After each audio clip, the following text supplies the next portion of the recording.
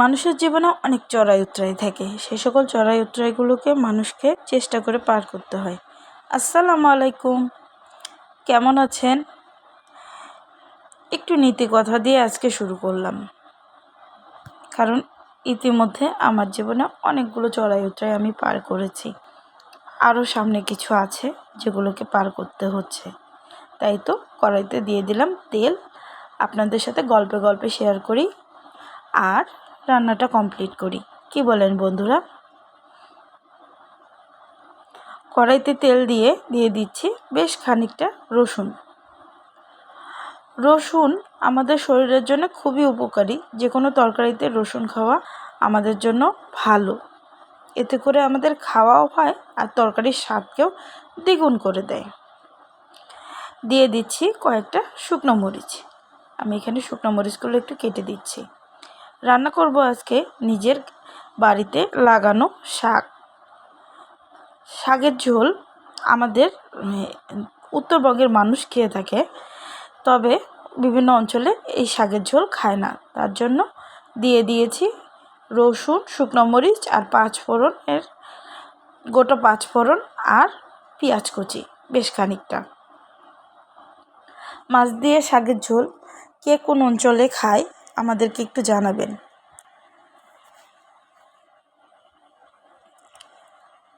যখন পেঁয়াজগুলো একটু লাল লাল হয়ে এসেছে,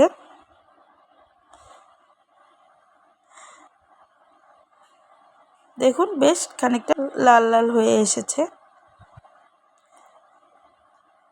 এখন দিয়ে দিচ্ছি পরিমাণ মতো লবণ। লবণটা দিলে পেঁয়াজটা এখন নরম হয়ে যাবে পানির সাথে।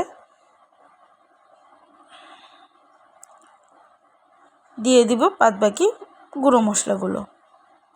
গুঁড়ো মশলার মধ্যে রয়েছে হলুদ গুঁড়া সামান্য। শাক তরকারিতে হলুদ একটু কম দিতে হয়, করে শাকের কালারটাও যেমন ভালো থাকে, ঠিক সেরকম খেতেও ভালো লাগে। দিয়ে দিলাম শুকনো মরিচের গুঁড়া। দিয়ে দিলাম অল্প ধনিয়া জিরার গুঁড়া।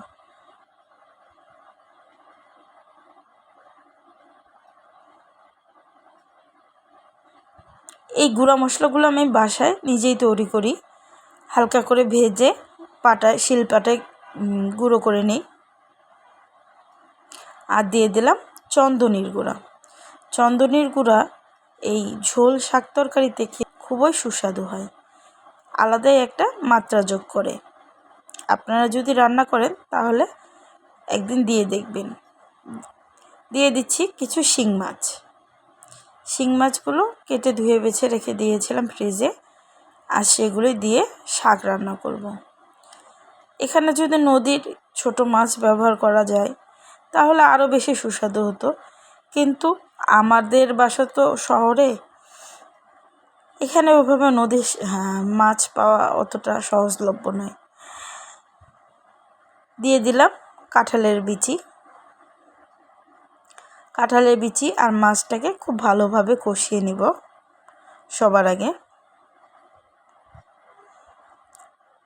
মশলার সাথে মাখিয়ে আমি বেশ খানিকক্ষণ ঢাকা দিয়ে কষিয়ে নেব, কারণ কাঁঠালের বিচিগুলো সেদ্ধ হতে একটু সময় লাগবে।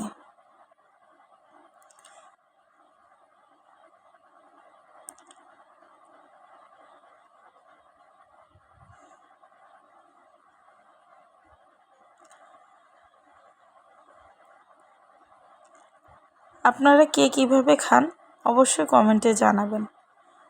দিয়ে দিলাম ঢাকনা উঠিয়ে এখন দেখব বিচিগুলো সেদ্ধ হয়েছে কিনা।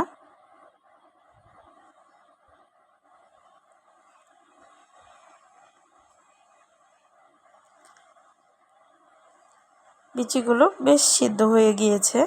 এখন এতে আমি যোগ করব অল্প কিছু একদম জ্বালা পটল।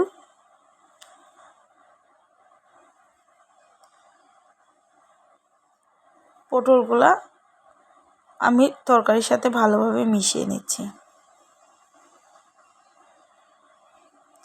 যদি এ পর্যন্ত আমার রান্নাটা দেখে থাকেন তাহলে অবশ্যই একটা লাইক দিবেন, আর নতুন বন্ধু হলে সাবস্ক্রাইব করবেন। দিয়ে দেবো একটু ঢাকনা, পটলটাও একটু সেদ্ধ হয়ে আসুক।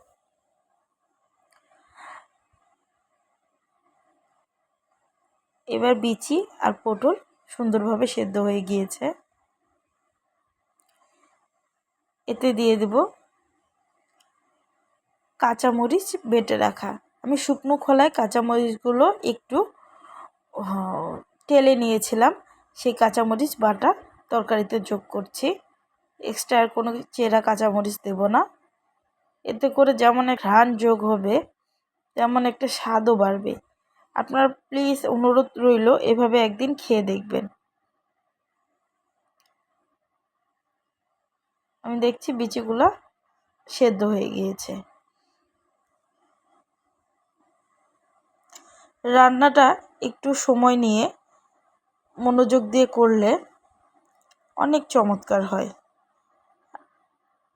আর রান্না তো আমরা মূলত করি আমাদের যারা আপনজন আছে তারা যাতে খেয়ে একটু খুশি হয় তাদের জন্যে। নিজেদের জন্য তো 2টা আলু সেদ্ধ ভাতই যথেষ্ট, কিন্তু আপনজনদের জন্য আমরা হাজার কষ্ট করতে রাজি। তাই তো আজ আপনজনদের জন্য রান্না করছি। দিয়ে দিলাম নিজের বাসায় লাগানো কিছু মিষ্টি কুমড়া, পুঁই শাক, চাল কুমড়ার শাক, মিশালি শাক দিয়ে এখন ঢাকা দিয়ে ঢেকে দিলাম শাকটা যেন নুয়ে আসে। ঢাকনা খুলে একটু নাড়াচাড়া করে দিব সব কিছুর সাথে।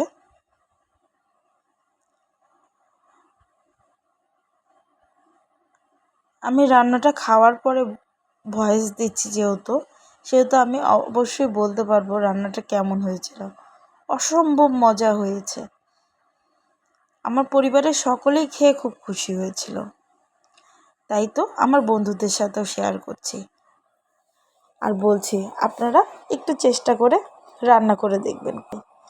আমি এখানে বেশ কয়েক রকমের শাক ব্যবহার করছি, তবে আপনারা চাইলে এক রকমের শাক দিয়েও করতে পারেন।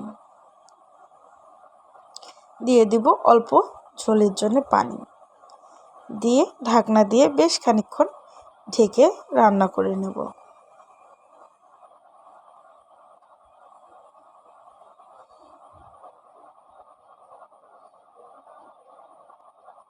আর কমেন্ট করতে কিন্তু ভুলবেন না কে কোন অঞ্চলের মানুষ শাকের এরকম ঝোল চচ্চড়ি খান। তরকারিটা আমার হয়ে এসেছে।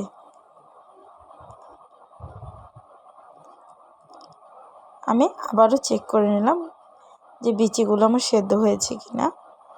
নাড়াচাড়া করছি। দেখেন কি সুন্দর একটা কালার এসেছে আর কি চমৎকার একটা ঘ্রাণ ছড়াচ্ছে। এ পর্যন্ত রান্নাটা দেখে থাকলে অবশ্যই লাইক দিয়ে যাবেন, একটা কমেন্ট করে যাবেন আর সাবস্ক্রাইব করে আমার পাশে থাকবেন। ইনশাআল্লাহ আপনাদের সাথে থাকার চেষ্টা করব। ভালো থাকবেন সকলেই।